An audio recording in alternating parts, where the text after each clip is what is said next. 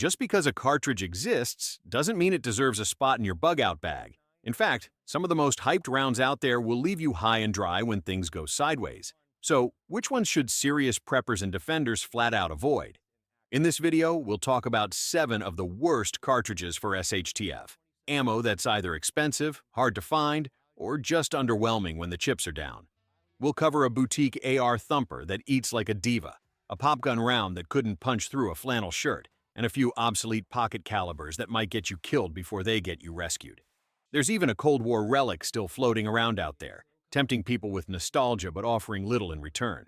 If you're serious about preparing for civil unrest, prolonged supply disruptions, or full-on collapse, you want calibers that are proven, plentiful, and punch above their weight. Stick around, and we'll make sure you do.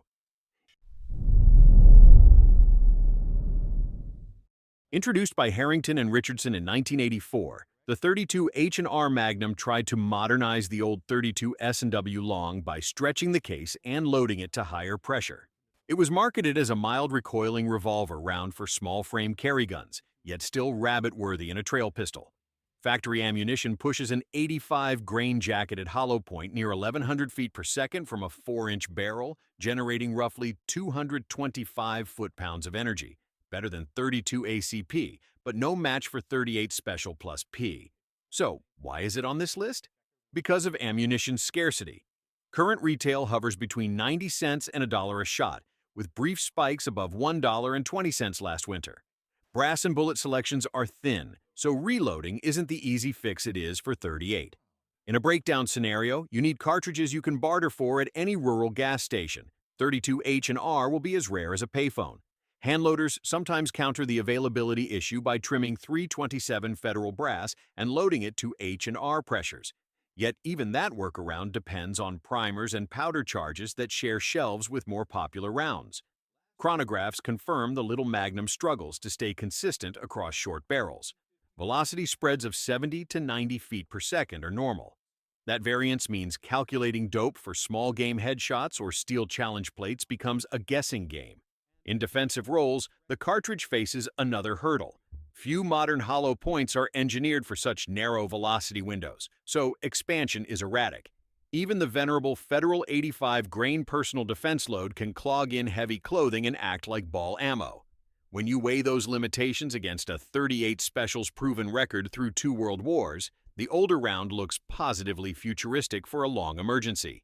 A Smith & Wesson J-frame in 38 Special or a Ruger LCR in 357, downloaded to 38 when you want lighter recoil, delivers broader ammo availability, deeper penetration, and lower cost per trigger pull. John Browning crafted the 25 ACP in 1905 as a centerfire alternative to rim-fired 22s in tiny vest pocket pistols. Those miniature autos served gamblers and shopkeepers well enough a century ago, but the round brings little to any type of modern crisis. Typical loads launch a 50-grain full metal jacket at 760 feet per second from a 2-inch barrel, barely 65 foot-pounds. Gelatin tests often stop short of 8 inches of penetration, well below the common 12-inch benchmark. Cost also bites. Recent daily averages sit at 34 cents per round, strangely close to bulk 9mm. Magazines may carry 6 or 7 shots, yet the energy of all 7 equals a single 9mm gold dot. In prolonged unrest, you cannot count on eccentric pocket pistol parts or odd-lot ammo. Survival scenarios punish tiny, straight-wall cases that rely on pocket-sized blowback slides. Weak extractor tension or a dirty chamber turns feed cycle math into single-shot reality.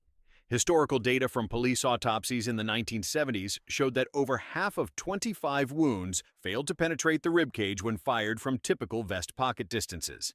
Add winter clothing, and the odds drop further. Modern gel blocks mirror those shortcomings. Your barter pool will notice. People trading seeds, gas, or antibiotics want common calibers they can swap on site. They also want brass they can pick up and reload with simple Lee loader kits if they must. The 25's semi-rim sometimes defeats even those hand tools because it demands truly small-bore alignment punches. When every ounce in your rucksack has to earn its place, carrying a different caliber just to feed a vest pistol makes no strategic sense. A 22LR Ruger LCP-2 light rack gives you cheaper ammunition, comparable or better terminal depth with proper loads, and magazines you can actually find after week 2 of the collapse. The .30 carbine cartridge was born in 1941 for the M1 carbine issued to support troops in World War II. Its 110-grain full metal jacket travels about 1990 feet per second from the original 18-inch barrel, around 965 foot-pounds. Yet that energy drops quickly past 150 yards, and bullet design limits its wound path. Today the cartridge is neither fish nor fowl, hotter than a pistol round, weaker than an intermediate rifle. Old-timers praise the cartridge for mild recoil, but that gentleness comes from lightweight bullets that drift in the wind like maple seeds. A 10-mile-an-hour crosswind moves one 10-grain ball nearly 8 inches at 200 yards, twice the deflection of M193556. Terminal testing with soft points helps, yet they still fail to yaw as violently as Spitzer rifle rounds. Penetration through spruce 2x4s hovers around 7 inches, barely rivaling 9mm NATO. M1 carbines also suffer from parts interchange issues. Early inland extractors don't always work with late Winchester bolts, and repro barrels can have loose chambers that bulge brass after a few reloads. Magazines are famously fragile. Let one spring unload itself in your pack and the follower can tilt, locking the carbine after just 2 rounds. In hard times, being able to scavenge mags off fallen AKs or rusted ARs is worth more than nostalgia. Commercial ammo averages 48 cents each. Specialty soft points go over 60. Rifles chambered for it are mostly aging surplus guns or niche lever actions, both limited by 15-round magazines and expensive spare parts.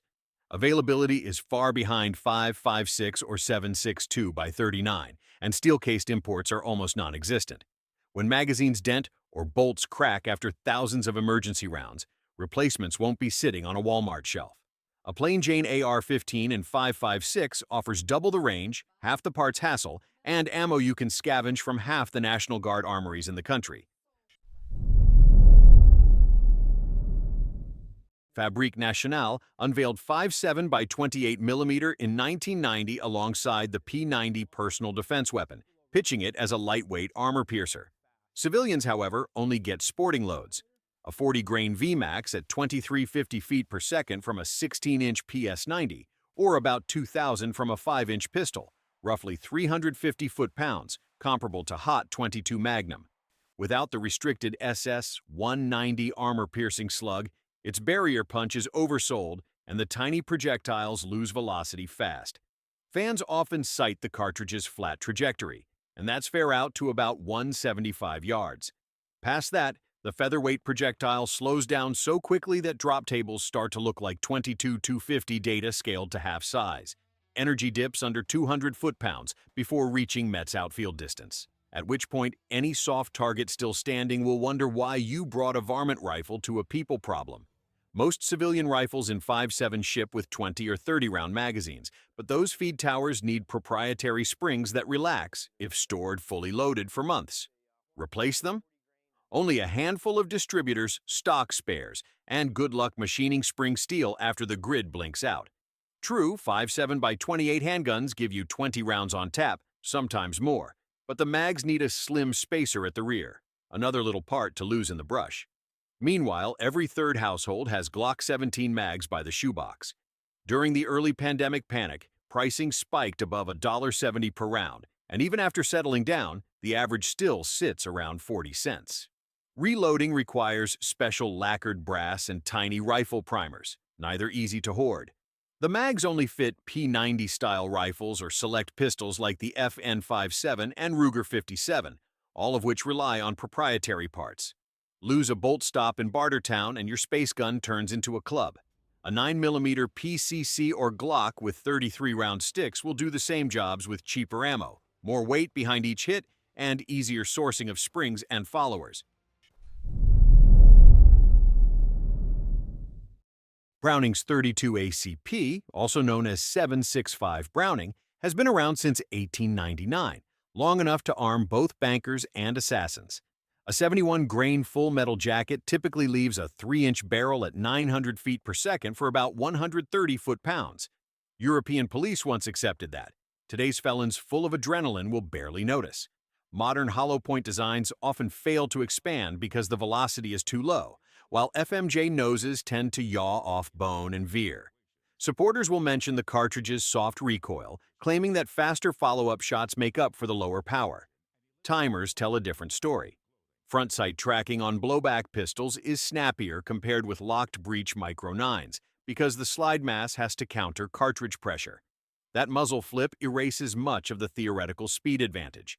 Spare parts are also unicorns. Try ordering a new firing pin spring for an FN 1910 or a safety detent for a Beretta 3032 once the UPS trucks stop rolling. Many European 32s use heel magazine releases, slowing reloads to Victorian levels. Corrosion resistance is another issue. Wartime pistols feature basic carbon steel slides that pit in damp basements. In contrast, a modern Smith & Wesson Shield Plus comes melanite-coated, eats any 9mm off the shelf, and shares parts with a million-gun ecosystem. When the nearest gunsmith is a 2-day walk away, that kind of interchangeability matters more than mild recoil. Cost still stings. Recent trackers list 36 cents a round, sometimes climbing to 40. That equals, or even beats, brass-cased 9mm, even though 9mm doubles the energy. During civil unrest, pallets of 9 roll into every FEMA depot. Pallets of 32? Not likely. Most 32 pistols are blowback designs with rare magazines and fragile extractors. A slim 380 like the S&W Bodyguard offers more stopping power, stronger supply lines, and bullets you can share with your reload bench. Better yet, a Micro 9 like the SIG P365 gives you double-stack capacity without increasing ammo costs. Smith & Wesson and Remington launched the .41 Magnum in 1964, hoping to split the difference between .357 duty guns and the harder-kicking .44 hunting revolvers. The standard 210-grain soft point hits about 1,300 feet per second from a 6-inch barrel, making around 790 foot-pounds. The ballistics are impressive, but the revolvers weigh about the same as .44s and kick almost as hard, killing off the supposed advantage. Law enforcement police loads, two 10-grain lead semi-wad cutters at $9.50, were never widely stocked, and most officers stuck with .38s or switched to automatics. Reloaders might argue that hand-cast 220-grain Keith-style slugs at around 1050 feet per second make ideal woods medicine, and they're right, on paper. But casting requires alloy, heat, and time. In a real emergency, wheel weights vanish, and propane becomes more precious than gold. Jacketed bullets from companies like Hornady stay pricey. XTPs in .41 run about $45 per 100, nearly double what you pay for .44 slugs. Standard deviation numbers are decent, but top-end loads run close to 36,000 psi swap in an unfamiliar lot of 2,400 powder someday, and your safety margin vanishes fast. Parts interchange is limited too. Rear sight replacements are stuck in dwindling stocks of old S&W leaf assemblies or pricey Bowen units. Compare that to the Colt Anaconda or Ruger Redhawk in .44 Magnum, which will tolerate a garage-built front sight cut from a cold chisel and still shoot straight. In SHTF terms, the simpler caliber wins because field repairs become improvised engineering, not a return label to UPS. Ammo prices today average 68 cents per round and climb fast when boutique makers run out of brass. Few factories even produce .41 wheel guns now. Spares revolve around auction sites. In a post-collapse barter circle, nobody's giving up ammo that only fits one dusty Model 57. If you want Magnum power, the availability of .44 Magnum components and the option to shoot softer .44 special loads makes it the smarter choice for long-term storage. And for everyday defense, the .357 Magnum still reigns supreme because you can find a dusty box of it in just about every farm supply store in the country. Tromix and Marty Terwime created .458 SOCOM in 2001 to give Spec Ops rifles .45-70 punch inside 200 yards, while still using standard AR-15 lowers. Mission accomplished. A 300-grain JHP leaves a 16-inch barrel at 1,900 feet per second for about 2,400 foot-pounds, and subsonic 500-grain loads slap steel silently at 1,050 feet per second. That strength is also the Achilles heel. Standard 30-round 5.56 magazines hold only 10 SOCOM cartridges, and they nosedive unless the follower is trimmed. Recoil approaches 12-gauge slug territory, beating optics and shooters alike. Ammunition remains boutique. May 2024. Shelves list boxes from $49 to $103, translating to $245 to $515 each. During the 2021 shortage, even handloaders cried when small batch brass disappeared. Powder charts are narrow, and bullets are specialized 4.58 Spitzers or thick-jacketed monoliths that cost over $1 apiece before powder and primer. Even if you accept the ammunition cost, the platform's logistical drag remains. A proper bolt uses widened lugs and an enlarged extractor claw. Lose either, and you can't beg parts from a neighbor's 5.56 cache. Gas system tuning is fussy. Winter temp shrink port pressure, and the rifle short strokes unless you swap to a lighter buffer, which, of course, shares nothing with GI Carbine kits. Suppressed subsonic loads raise another issue. Arc weld muzzle blast. Powder suited for 500 grain pills fills only half the case, so a mag-tipped muzzle down can cause inconsistent burns and an occasional squib. That's a nightmare when spare barrels are rare. Meanwhile, 308 runs on beefy rifle powders that fill cases nicely, and you can still make do with pulled bullets or cast lead if jacketed stocks dry up. An AR-10 in 7.62x51 delivers accurate hits twice as far, with magazines everywhere and reloadable brass flooding ranges. If you just want a .45 caliber thumper, a lever-action 4570 runs cheaper to feed and cycles without worrying about modified polymer mags melting in a car trunk. So those are 7 cartridges we wouldn't touch with a 10-foot pole when things go south. But maybe you've got a different take. Did we miss a caliber that deserves to be roasted? Or did we bash your favorite round and you've got the receipts to prove us wrong? Sound off in the comments. Let's hear what you would have put on this list. And if this video sparked an argument in your head or your group chat, do us a favor. Like, share, hit subscribe, and smash that bell so you don't miss what's coming next.